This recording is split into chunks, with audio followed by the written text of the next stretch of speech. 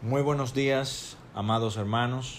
Que el Señor les bendiga en esta mañana. Que la paz de Dios y su consuelo sean con cada uno de nosotros. En esta mañana quiero invitarle a leer un versículo de la palabra de Dios en Romanos, capítulo 15, versículo 4. Romanos, capítulo 15, versículo 4. Porque las cosas que se escribieron antes para nuestra enseñanza se escribieron, a fin de que por la paciencia y consolación de las Escrituras tengamos esperanza. Que el Señor bendiga su palabra en cada uno de nuestros corazones. Le he puesto por título a este mensaje que quiero compartir con ustedes en esta mañana: esto también pasará. Esto también pasará. Sin lugar a dudas, vivimos días inquietantes, días muy angustiosos, y creo que no hay un ser humano sobre la faz de la tierra que no se vea de alguna forma afectado por esta crisis que vivimos. Como cristianos tenemos que convertirnos en estos días en dadores de esperanza, donadores de esperanza. Una cosa es un vendedor de sueños, de falsos sueños que ofrecen un negocio que te hará rico con poco esfuerzo y en poco tiempo. Ese es un vendedor de sueños. Y otra muy distinta es dar una esperanza verdadera, segura y un fundamento confiable en qué y en quién se pueda confiar. Cuando una persona está en medio de una prueba tan grande como esta que estamos pasando ahora, hay una tendencia a pensar que va a durar indefinidamente. Mientras se experimenta un momento difícil en particular, ya sea emocional, físico, espiritual o económico. En estos días tenemos una enorme dificultad para imaginarnos un tiempo mejor en el futuro. La duda y el temor nos impiden pensar de que las cosas van a mejorar mañana. Sin embargo, cada uno de nosotros mira atrás en la palabra de Dios, atrás en las cosas que se escribieron antes, atrás en la historia y en nuestra propia vida, y recuerda pruebas que en ese momento parecían sin solución, irremediablemente oscuras, pero que con el tiempo se moldearon, se acoplaron y mejoraron, y en muchos casos, andando el tiempo, fueron hasta para nuestro bien. De manera que si somos capaces de recordar ahora que la adversidad pasará, podremos resistir las tormentas de la vida de una forma que edifique y ayude a nuestro crecimiento, y terminaremos siendo más fuertes. Recuerdo cuando era un jovencito y tenía que viajar al campo, a la finca de los abuelos, y regresaba a casa de noche en la parte trasera de una camioneta. Torrenciales aguaceros cayeron sobre un débil y delgado cuerpo. Recuerdo que era algo muy difícil. Mi cuerpo era débil, pero mi mente era fuerte. Y recuerdo que algo que me ayudaba era que me ponía a pensar: esto pasará. Esto en poco tiempo pasará. En poco tiempo estaré en casa. Mi casa es de plato. Es imposible que me siga mojando. Mi madre me secará, me abrazará, me hará un chocolate caliente.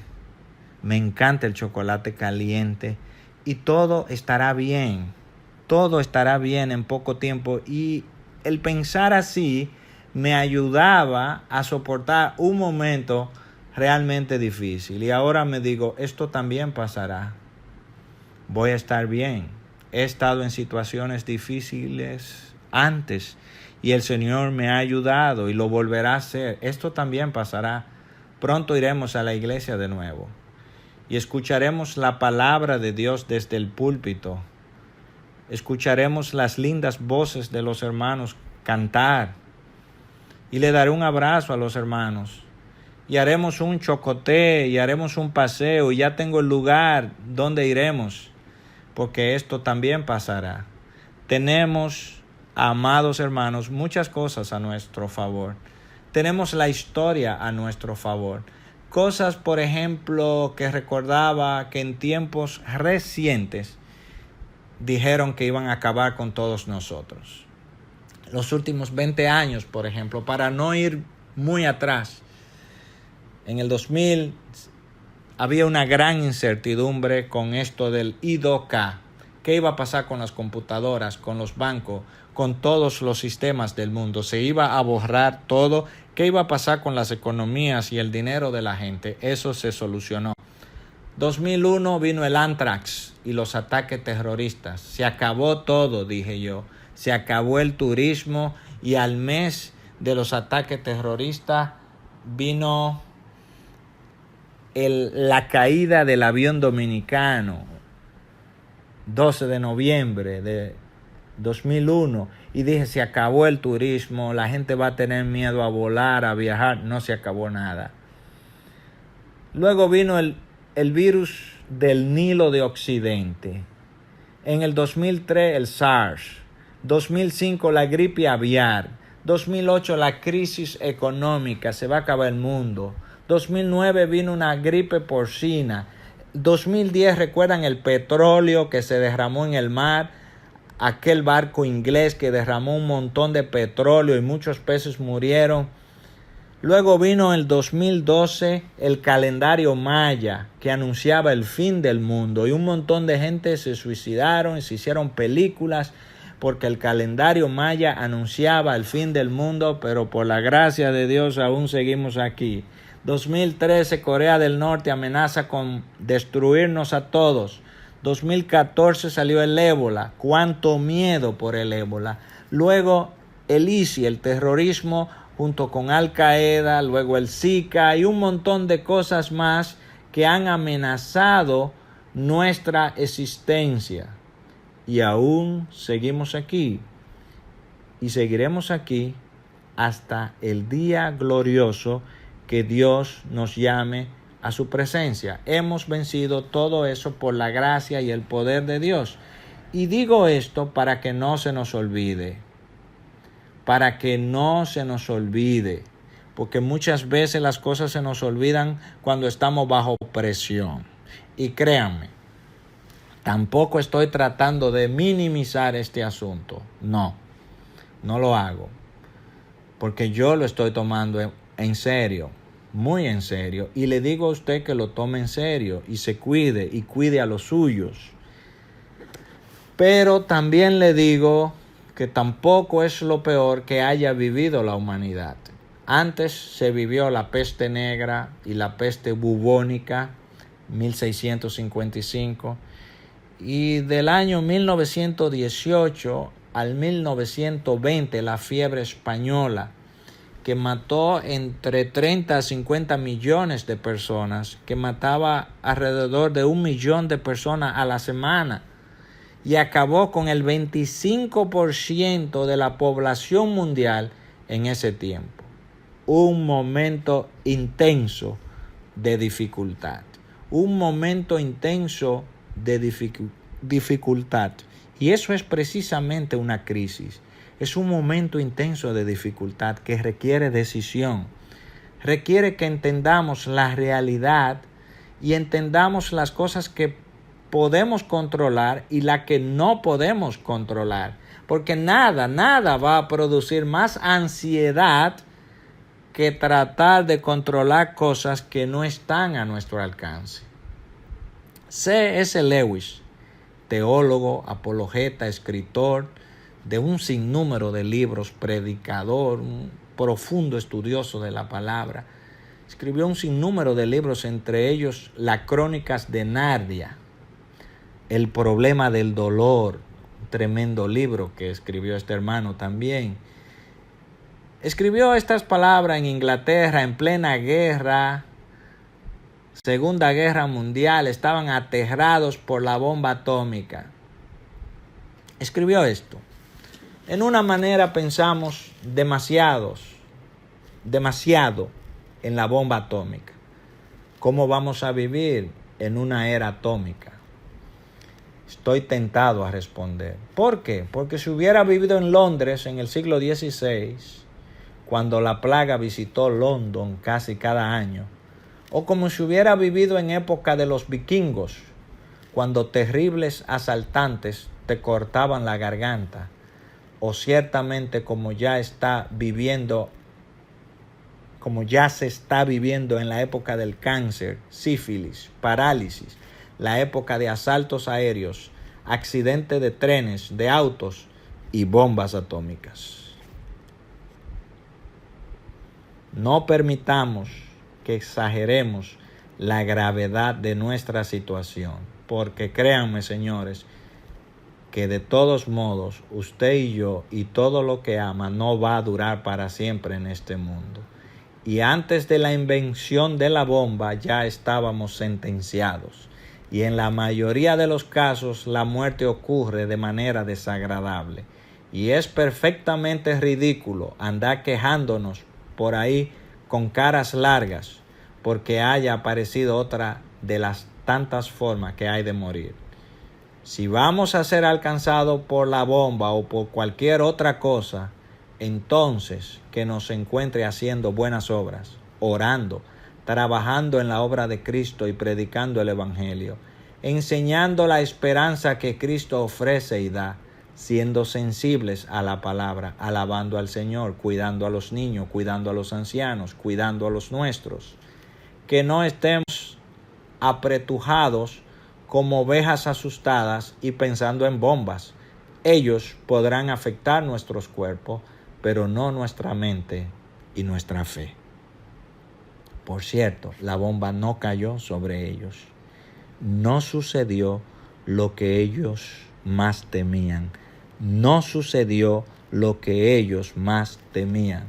Y en esos días le preguntaron a Winston Churchill en los días de la Segunda Guerra Mundial, cuando las posibilidades de salvarse del poderosísimo ejército alemán eran remotas, eran mínimas. Le preguntaron, ¿por qué tú eres tan optimista? ¿Por qué tienes tanta fe y tienes tanta esperanza? Y él respondió, porque no veo ventaja en vivir sin fe y sin esperanza. Yo tampoco veo ventaja en vivir sin fe y sin esperanza. Y yo tengo razones para tener fe, porque en los días más oscuros de mi vida, el Señor ha estado conmigo y me ha dado fuerza. He perdido gente que amo, he perdido trabajo, he perdido dinero, he estado triste y el Señor me ha consolado, me ha fortalecido y me ha dado fuerzas para levantarme y seguir la carrera. Y créanme, amados hermanos, lo volverá a hacer. Hemos sufrido varios huracanes, David, George, Jenny, que han devastado a Quisqueya, y hasta un terremoto, y nos hemos vuelto a levantar. Lo sé también porque las cosas que se escribieron antes, que hablan de la fidelidad de Dios, que toda palabra de Dios se ha cumplido siempre, de que todas sus promesas son en Él, sí, amén. Que David dice, joven fui y he envejecido y no he visto justo desamparado, ni a su familia, ni a su simiente que mendigue pan. Y eso lo hemos leído, lo hemos comprobado. Y eso es bueno que lo recordemos ahora, porque esas cosas suelen olvidarse cuando más necesitamos recordarlas. Fe, desde luego, no es insensatez. El avisado ve el mal y se esconde, dice la palabra de Dios. Mas los simples pasan y reciben el daño. El pastor Jamie Cox de Kentucky el 17 de febrero del año 2014, le encantaba jugar con serpientes venenosas, y subió al púlpito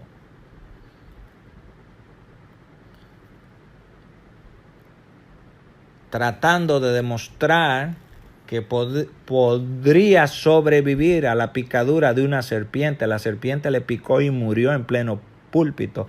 Eso es tentar a Dios. Y el mismo Señor le respondió a Satanás: no tentarás al Señor tu Dios.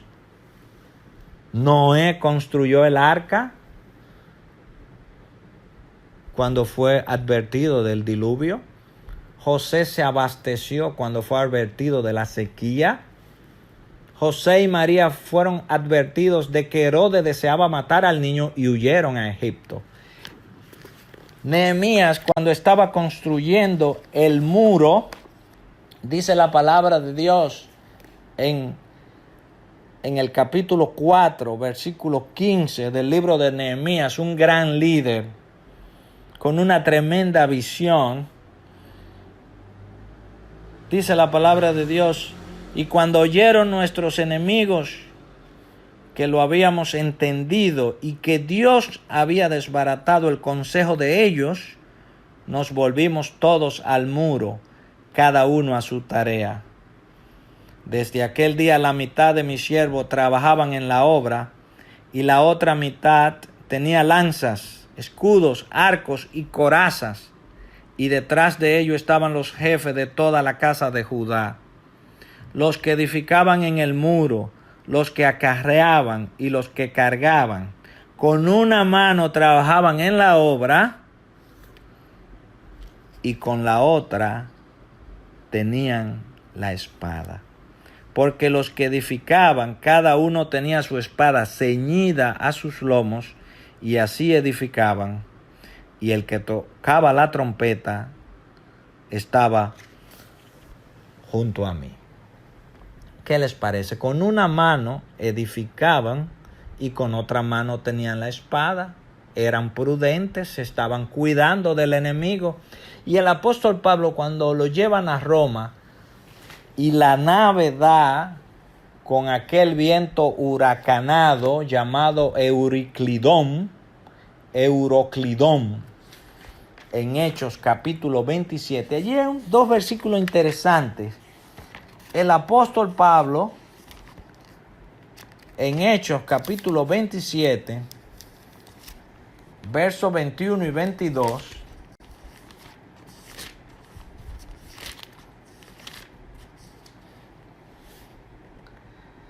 entonces Pablo, como hacía ya mucho que no comíamos, puesto en pie en medio de ellos, dijo: habría sido, por cierto, conveniente, oh varones, haberme oído y no zarpar de Creta, tan solo para recibir este perjuicio y pérdida. Debieron escucharme y no lanzarnos al peligro. Con todo, el Señor fue muy misericordioso, y como Él dice, solo se perdió la nave. Pero ahora os exhorto a tener buen ánimo, pues no habrá ninguna pérdida de vida entre vosotros, sino solamente la nave. Se van a perder muchas naves en estos días. Las pérdidas económicas serán incalculables. Pero roguemos al Señor y demos gracias al Señor de que lo más importante que tenemos, nuestra alma, está segura en las manos del Señor Jesús.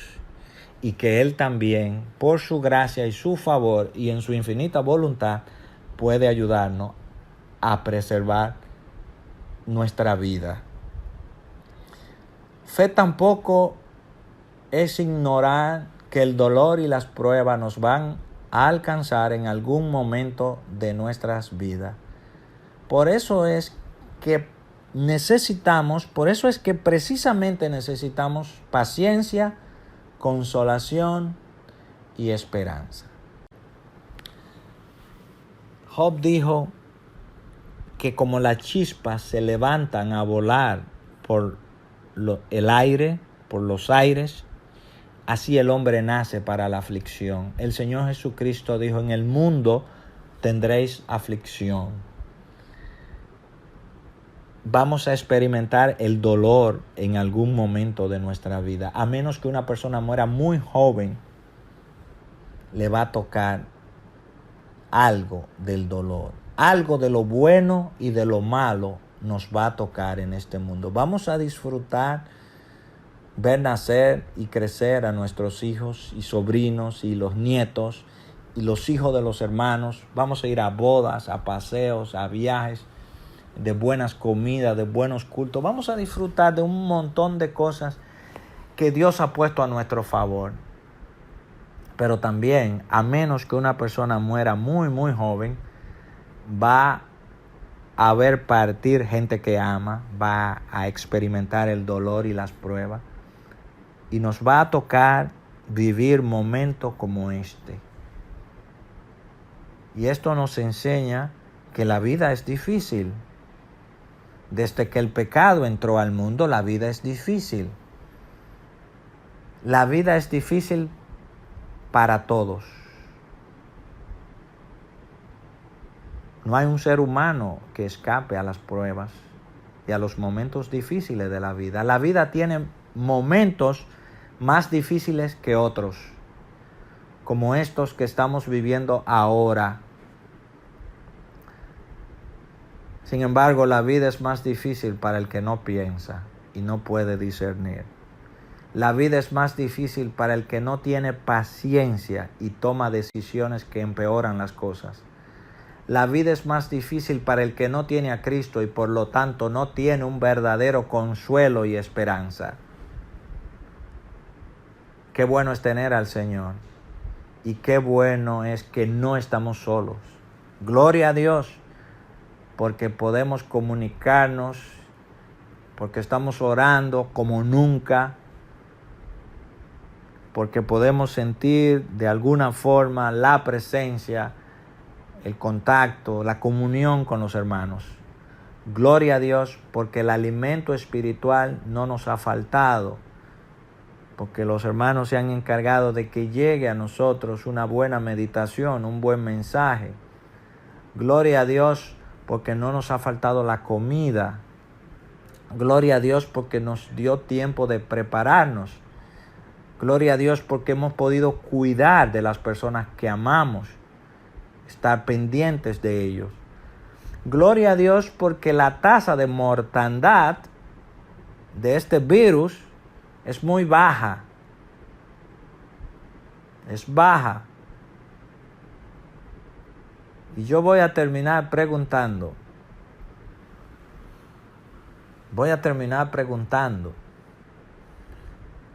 Algo que me llama mucho la atención, y es qué estamos haciendo con todo el tiempo libre que tenemos. Leía acerca de Isaac Newton, un cristiano, un creyente, que en el 1655, debido a la peste bubónica, aprovechó el tiempo para inventar el cálculo, desarrollar su teoría de la óptica y formular las leyes del movimiento de la gravedad. ¿Y usted qué está haciendo en este tiempo? ¿Está viendo mucho Netflix? ¿Está viendo mucho YouTube? ¿O estamos escuchando los mensajes que estamos recibiendo, lo estamos analizando, estamos estudiando la palabra de Dios, estamos estudiando todas las herramientas que hay a nuestro favor? Hermanos, la situación es la misma para todos, pero la reacción es diferente. ¿Qué estás haciendo? ¿Cómo estamos reaccionando? ¿Estamos predicando? Hace 2 o 3 días me llamó una pareja de alemanes muy amigos y al otro día otro señor alemán. Tengo muchos conocidos y amigos en Alemania. Los alemanes suelen ser gente muy fuertes y me han llamado llorando, desesperado, inquietos, y me he dedicado a darle esperanza. Empecé diciendo, un cristiano es un donador de esperanza, es un dador de esperanza, es un distribuidor de esperanza. Hablándole de la esperanza que Jesucristo ofrece y da. Me he dedicado, hermanos, en estos días, todos los días, a llamar a alguien y preguntarle cómo está, y aprovechar para hablarle de Jesucristo, aprovechar que los corazones están sensibles en estos días. Porque, hermanos, no hay situación sin esperanza, sino personas sin esperanza en el mundo. Personas sin esperanza en el mundo. Hablemos de esa esperanza que es Cristo. Esperanza de gloria. Esperanza de resurrección, esperanza de una tierra nueva y un cielo nuevo donde mora la justicia, donde no habrá llanto, ni dolor, ni clamor, ni lágrimas, ni muerte.